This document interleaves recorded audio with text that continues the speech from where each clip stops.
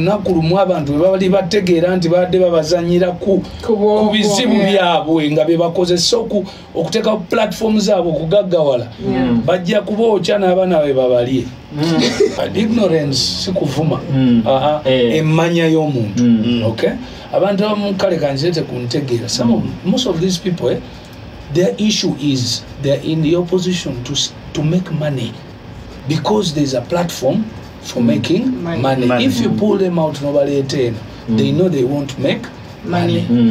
That's the truth. Otherwise, that's why you see the president Abafako. So they are there for selfish reasons. Exactly. But the only reason why for life I refuse to work with that side is because when you play with people's pain. Ono weche manga oyo ye neighbor oyo ye neighbor oyo gwenengero wa mabati aga ready gego kino kyekikomera kyayita wano ayitawo kati poloti yeno era nejja paka wano neno nkulage enkoni zino kino ekikomera ky'aba neighbor kino kati enkoni zino eno wano waliwo akayinjaawo wekalyawo yawo kati nejja nekira waneno ozangira bulabire enkoni zino nejja bweti erisite eri nungi nnyo yagundi yansonda bulungi temuli mukwewe tawe teri bugundi bwonna buvunya bano bennengera ekyengulu nabo baba neighbor bawe ekyengulu eri mumakati mu nyumba mwennyini kwegamba obeera mu baneighbor wakati era nekoma wano ngasa bulungi kate kuliko yakyapa masafu mereri yakyapa kati omulabi ayinza okubuuza yo yammeka report ya milioni 15 zokka bweziti zokka bweziti nga yetu ekyapa mu ngalo naye nga temuseera mbawadde buwi poloti y'ekyapa etali nti nno yandagaano yakyapa mbadde manyi nti mugenda tugamba milioni 2 milioni 15 ng'omuntu yetwalya poloti ensava bweti yakyapa jijo baneiba webali emiwogo jijo gyasizza kitegeeza abazimbi baba bazimba ngeno beerira ku miwogo basobola okuyi kakati soko olagiri bulungi nnyo omuntu poloti eno weeri oviramu ebusiika n'okwata ku kikuba ekidde ekalagala ova ekalagala awo osobola okunkubira enamba yange eri 0777 nze mukulu Samukeya era kasotuka woti ekalagala okubira esimu poloti eri ku kkubo lyennyini amasanyalaze wegali masavu jantugene mbalabe ku musija amasanyalaze emiri gy'amasanyalaze rajo wegiri osika busisi kwegamba oluzimba ngo amasanyalaze okonya ku jangu labiri erino katuli mukube ligenda ku kubo erya main bombo road ku main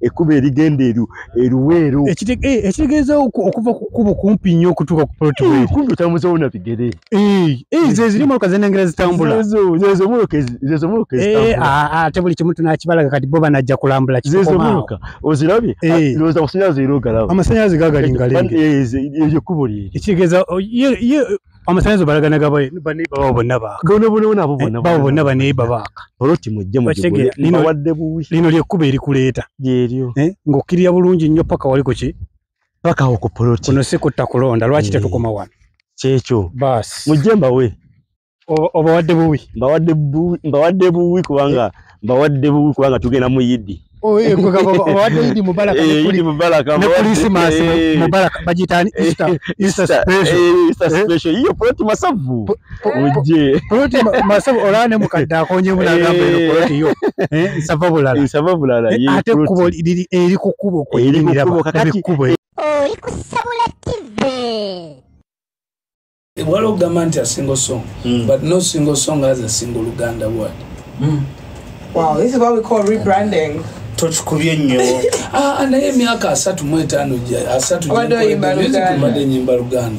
would be unfair. It's only once in a lifetime katugambe nti tweweko ku confidence kati wenjagala okubuliza lwaki obera totabula mu Uganda ku lwansonga twagala olulimi lwa pena for luvimbisa mu nsange jeizi ngayimba yo kalayini ko Uganda o chichi yadde olimba luberenga lwerwa bali eri naye nga ate mulimu ku lulimi lwange olwawa neno kati njagala nnyo kiba kijja kunyumira nnyo nsange ku Jay-Z ng'ayimba Oluganda than okusanga Bebe Cool ng'ayimba Oluzungu nga Jay-Z etasobola kuyimba ku Luganda. Kati eno bw'okula olina okucreatinga formats ne formulas Jay-Z z'anaakozesa okuyimba ki Oluganda. Number one, gwe soko muwe kyamanyi kyawulira. Kati ye bwakutegeera nagayine nja kukola gwe n'omuganda nsaba kukola munaawe gwe kyokola mu remix ng'okomyawo Oluganda kubanga already kati oluyimba lwalimaze okusala naye wano mu kusala n'omugugu ogende n'omugugu gw'Oluganda teri agutegeera oli aga nti bambi that African artist sagala kuyembera mwezike ezasala nga City ya Losi mwezike ezasala nga City ya Losi mwezike ezasala nga City ya Losi ate kakati kizibu kiri kimu kyokka mwezike ezasala is lyrical information lyrics okitegeera kakati oli waba tategeera Luganda mu America you have to target big numbers. The big numbers are in the US, and they all Europe, speak English. Nigeria, South Africa. So, kakati dala gonabo muwaji. So, besoko yimbe yo buntu byabwe tola party after party. So as those English abachi imba mu lucholi katugambe party bachita bata mu lucholi. Chuna. Oh my goodness. What are you going to do? Goli muchi. Oyo mudinka. Oli mnyankole pate bajita bate. Tokutera pate. Tokutera pate. Abakuchimba mu lulimi olulala.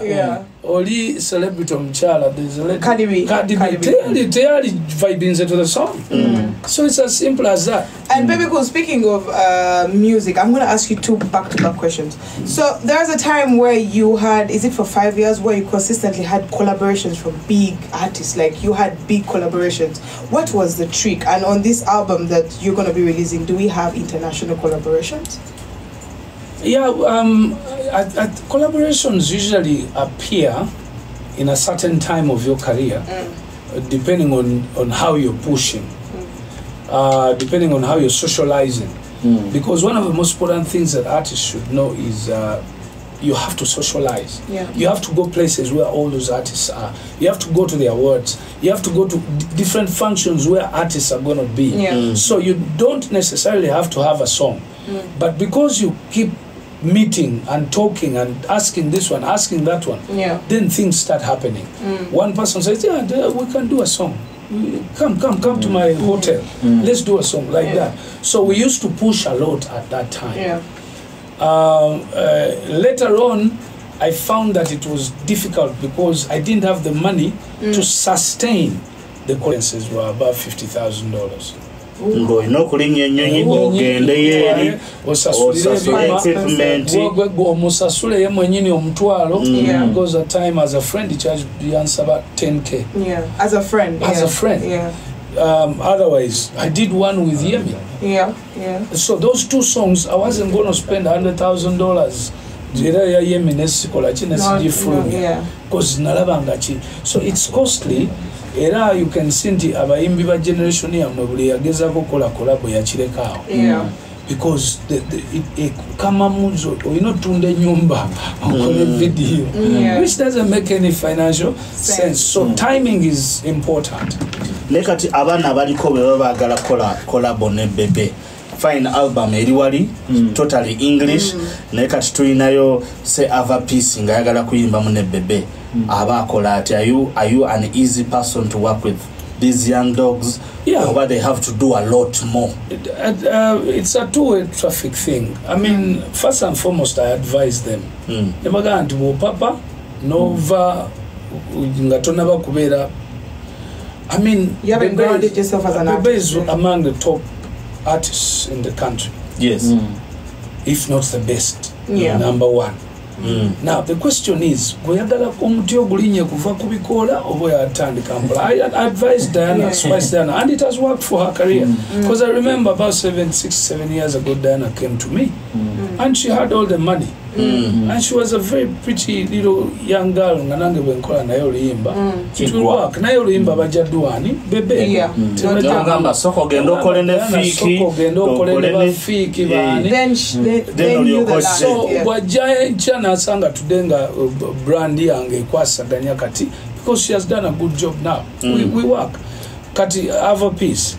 Jeff wajja n'agamba Bebe nze bya sifaayo bakino bweteeka wano ki verse oba artist afa oba akola ki bakolola obukolozi kasita oluyimba lubanga lulungi I do because of course nange njanya oku ate beba amaka sente nina sente zange njagala kolabo ne Bebe nzikwata nenkuwa kolabo sente meka nzije sente meka kyesinziira bw'oba ogenda kumenya nnyo era nkusaba nyingi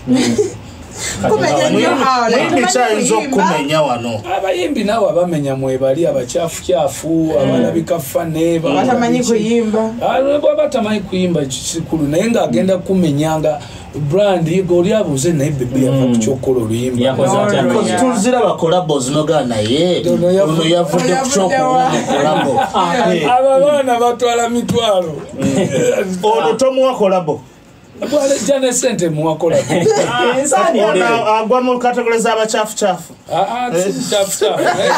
neganga stanyo mulaba ganga stanyo 100.2 Galaxy FM zina tetukuwa music yechupa ya ngalwaki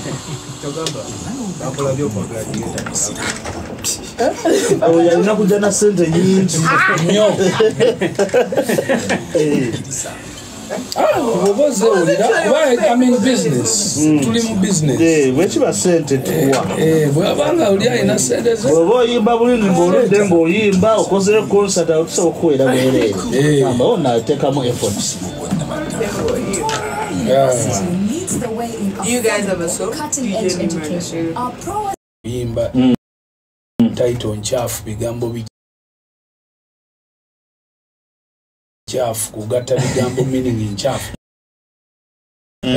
oyo yenyini gwe badde njagala okubuuzaako ebintu ng'ebyo jjukira nti ate bwe tuddayo mu culture njabagambe you young people nti at the end of the day you're only young for the next 15 years. True. After those 15 years when you have a child ng'omwana alaba ebigambo ebikufubutukamu wali ku TV ate YouTube zino ziraba tezisanguka jabagamba nyimba ze z'abasasulira school fees. I sit in the sitting room wali Iman ne Dini ne Kesani nga bayimba word to word of different songs and I thank God that I don't have a very dirty song because how dare I seated in the sitting room and mwana wange.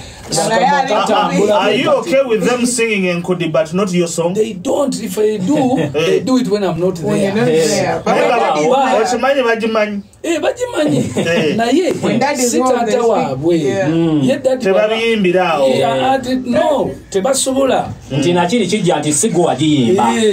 Kyenfaako nti daddy atugamba tetuwemula tetuwogera naye ate yakola kino kyandibadde kibi. Kakati gwe mami obanga obadde otambula oli bukunya okuba ebigambo nga bw'oyagadde okola ki kati omwana wo obuwala omusuubira ki. But how should those issues be handled? Because if one day young people believe in people of truth and hard work and genuinity and they ask me to go for office on the basis of truth and service, I would. But the politics of the country has been designed by the opposition to only say what they want to hear. Batulimba. So they are telling us what we want to hear, but not what we must hear. What you must hear. What you must hear is what helps you. But what you want to hear is what you think helps you. Kati awo njagala okubuuliza. So Bebe bwe yesimba agenda kwogera mazima. Ate munfene kurale mugende. Mugende oyo tetujja muwakalulu kati lwaki mmala obudde. And that's actually why we're having bad leaders now. Because the good leaders say the truth And then they don't babaga oyo tetwagala era mbiraba ekawempa they just laugh nenga kale tunula look era abantu bekawempa lunamalanga after 10 years from now complaining okay tugamba the members of parliament don't do direct work but bwoweereza omuntu omuyabayaba tasobola kuteesa eri mu parliament bateesezaayo mu luzungu nena benda bemanyi nga bayimbi naye sibalabangako wali eri nga bateesa babalonda kuba MP okitegedde sibalabangako balinga bayiri babe abivvulu simanyi oba bwe baddayo mu constituency yaabwe bakola oba nedda abasajja abo amazima tugogere balinga bapromota babivvulu bamanja nga bemasaka tetuganye omuntu yenna asobola okubeera member of parliament naye ebintu ebimu tubirekera abantu abakolaki bwe baddayo constituency zaabwe bakola kozoiza okubanga mu parliament toyogera naye bwoddayo ku kyalo kyalo tolina kyosobola kukolayo omulimu gwe legislating okitegedde omulimu gutuusa nsonga kati ensonga ekizibu eri mmeeza gye baziteesezaako mu luzungu n'ebitabo mu mutwe ng'omanyi muyimbi kyali mu parliament atamanyi luzungu how are you olw'okuteesa wali katuuti kati ebyo ebintu oba olina okuba nga ovudde bwe tugamba oluzungu tetugamba luno how are you fine parliament nga gonde bwe yaluyita olina okumanya how parliament works how governance works actually not just parliament but governance ekola etya okitegedde kati kyovola abantu abasajja bambi bwe batuuka beekweka ne batuula eri n'abamu ne batubeerawo nga tetubalabanga nako yeyo ensonga tibagenda okituukamu wali kyovolaba omugenzi rest in peace Segireya ye yali asigaza kintu kyeno kyakudduka misinde ku kkubo na zi ambulance kuba yamanya wali bwe yatuuka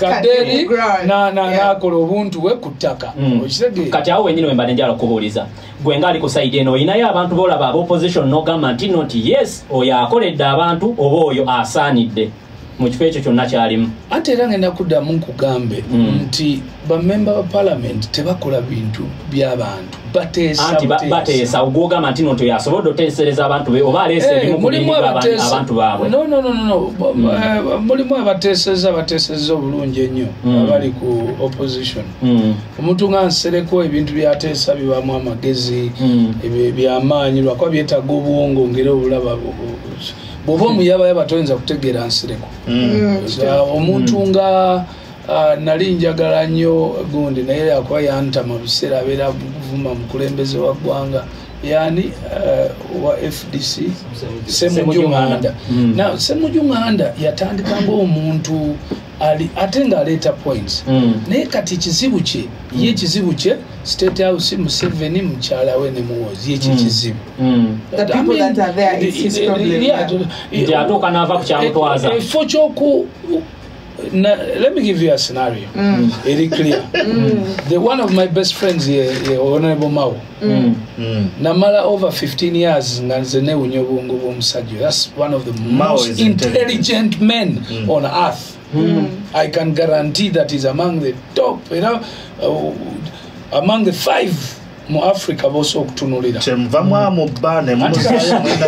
ati that is katuwenzija one time nabeeranga awo namuga musajja gwe ng'olina amagezi you're so bright how are you going to feel when you die without using that brain for your country nagamba now how I have tried namugamba no maybe you're trying the wrong way because the idea is Katonda ajja kubuuza gwe Uganda bwe nagikuwa wagikolera ki obwongo wagikolera ki genda mu muliro ne muganda and jokingly because we used to meet at Shell and discuss those things that's why I don't underestimate those men they give young people time so one time we went deep and I asked him have you ever thought about going to the president and asking him for the best office that you can sit in and make the changes you're asking for Because the president is in his office. He cannot come and He cannot be here. So if you say you know better the law,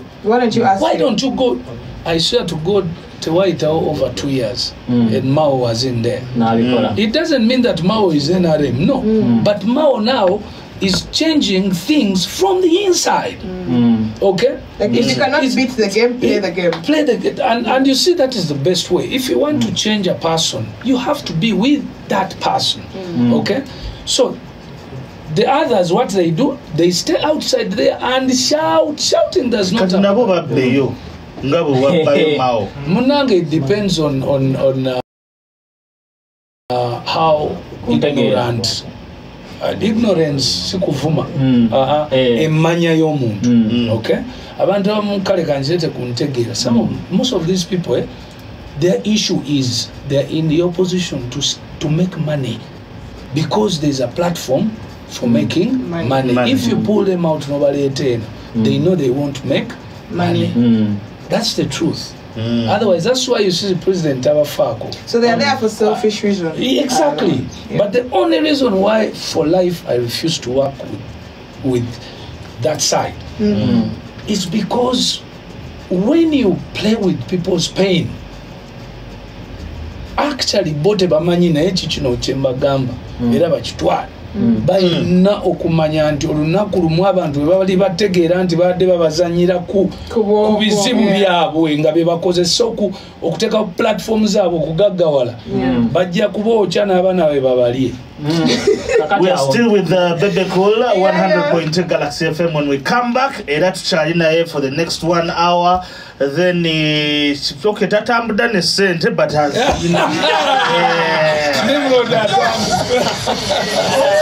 let us rest. Because it's okay dala nze sibola. Ekyokubiri, I don't entertain abantu abatali constructive. Kati abantu bonna bembeera nabo balina constructive babeera okay, balina kyobagattako nawe olina kyobagattako nsobola okubajjako bokitegeera. When a meeting I mean, there was a kid. Kali aggressive. He knows what he wants. I mean, you just imagine that's a whole platform. So I have made it a routine to make people my friends. First thing you do when you wake up? Take a glass of water. Okay. Last thing you do at the end of the day, like when you're going to sleep? Watch TV. And speaking of Gargamel, I want to know where does Gargamel end and where does Bebe Cool start? Like the difference between you guys are one. The world is new. Everything enters in each other. Gargamel will not end. They are to recruiting a katibavuka bato to take on the brand. But I also would want to put a platform that makes them proud. That's why you see I'm trying to do some things towards the end. Then later on, if possible, I can. Actually, I'm just recreating a route to see can a Ugandan artist break worldwide. If so be, sijateka sente muyimbi atali mwana wangu. So mbanja kwata my daughter mtekemo sente ezo agende wansonga nti abayimbi bazibu nnyo tebategeera the difficult way ebizibu ebiriwo the hardships when someone invests in you, their money in you. Or on the local level. And it's very hard when you want to push internationally where you spend thousands of dollars. I recently felt the pain there. Manager wa Katare and Kando. I don't know what the problem was, but the first thing as an artist, you should think about a person's money. Do you talk to them? Bolabanga industry shatalinzemu katinga Katare and Kando never breaking up as a father in the industry. Do you get involved more? I only get involved when people come for advice. Some of these things you can only comment publicly that much like now here. But really I can't go out there and embuze. But if people need actual information, if they reach out, when they need you and you call you, they get it, because these facts is just about opening people's minds. Someone is giving you a car is wasting your time. The other person who has done ABCD for you, who has made you for the other person. I hate to comment about Rema's career. She's successful, she's happy, but one time I said it that for me, where I wanted her to be was the Yemis. Because that woman was, she's talented. You know, that talent. But then later I saw an interview, she said she was very happy, but that's where I wanted her to be. But she had where she wanted to be. And she's where she wanted to be. So that's where now the lines are crossed. So when it comes to Gagame Onengamba now, should I continue grooming artists? I can help artists. I don't have a problem. I can support them. I can do anything.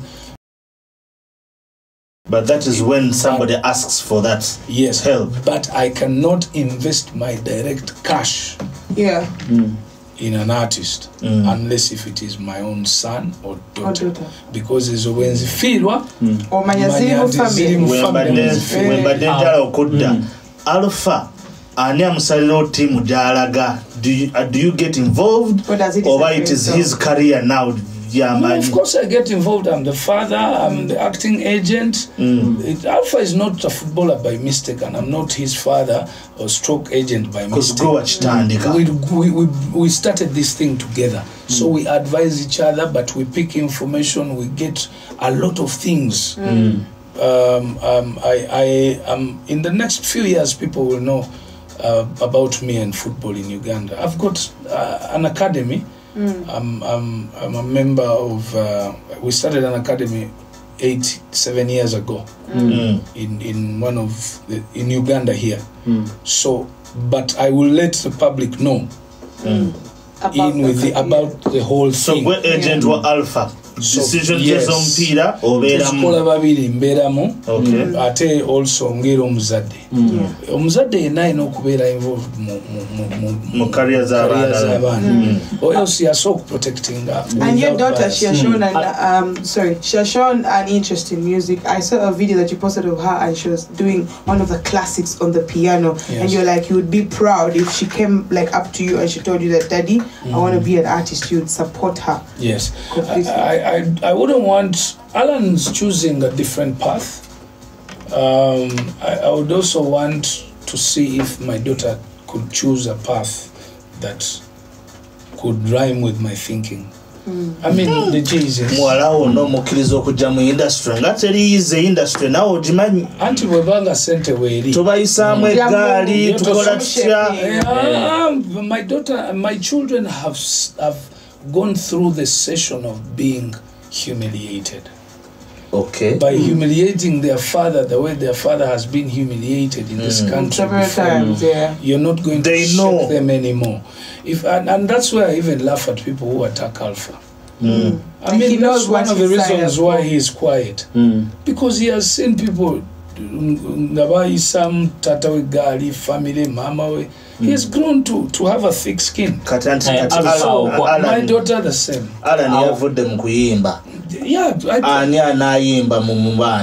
Auntie Kat, it doesn't mean others. I would have told all of never but you can see they're in football.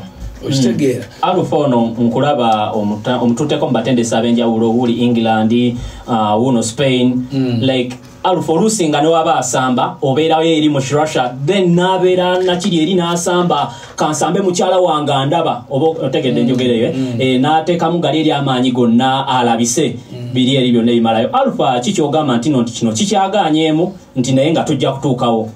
Tewaliwo kintu kibeera straight mu life. There's no career that just comes. I mean, you've told me you wanted to be a star. But to be a star, you know the challenges you've gone through. So for me, when I'm building my children's careers or helping them to build their careers, I'm realistic to them. Things are not going to come just because you're who you are. No, you're going to face challenges. And the number one challenge that my children face is now like for football, I don't know where this idea came from that football is for only the less privileged. nti omupiira gulina kusambibwa abantu baavu omwana w'omugagga ye obusawo obeera awo so ayagala yasamba anti kakati ekikwewunyisa kiri very simple nti omupiira teguli Uganda yokka mu nsi z'ebweru si byayagala yasamba community it's a profession kati nze nakimanya nti of course abantu abamu bajja kukolanga ebintu twayitambizibwawo ku express era that's one of the reasons why kinajjayo the truth olunaku lwenakera ku makya nenjogera ekintu ekyatuleetera okuviira ddala ku express bannayuganda bajja kukyawa omusajja omu so nowala n'omwana for political reasons okitegedde oyo mwana ababaana bemulaba ate ng'omwana tali mu politics very innocent kid taata we yayanira bulamu yabeera ku state house naye ayagala asambe yetambula singa yali mu music gye nina influence mwaligambye kale kuba mwakiteekako alani paka mwamulemesa okitegera but then pressure kamuzitowerako anti because buli muntu alina strength ye Alan is not that much is a very ayina obunafu bwe so wojja kati nga sendi kyeyakola nogirega omwana ali mu kwerwanako you can easily discourage someone's child oba okitegeera kyovula nze my life sikiriza muntu akozesa discouraging words you can advise but don't discourage actually it was abusive if I may say it. You don't say those words. Yes. So but I'm very sure that inshallah if ngatuli balamu my life and my family's life is a book to be written, completed, and it will be read. Okay. And it will make a difference in people's lives. Wa performing ako ku birthday ya Mandela.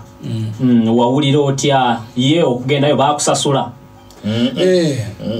Ndibansasula Airtel yampe 15 yes nga pocket money nengulira ya ticket 2 n'omuntu gwe nagenda naye yava mu company ne bansuza in the most expensive hotel in UK mu hotel eyo mwenyini ne Mandela mwe yasula neighbor Will Smith bonna celebrities stars twali mwera we have those are one of my best pictures ever yenina and achievements because no one will do that happen again because Mandela rested I performed in front of over 2 million people Hyde Park it's like a festival place Hyde Park nene New London okay then ku TV abali balaba live because CNN went live okay wali over 2 billion people watching live okitegera so that doesn't happen a second time you know. And speaking of regrets, what are some of those things you wished you would have done in your career earlier on? Not done, but I wish I had the money. The money actually is the actual key factor that determines how far an artist can go. Olunaku TV.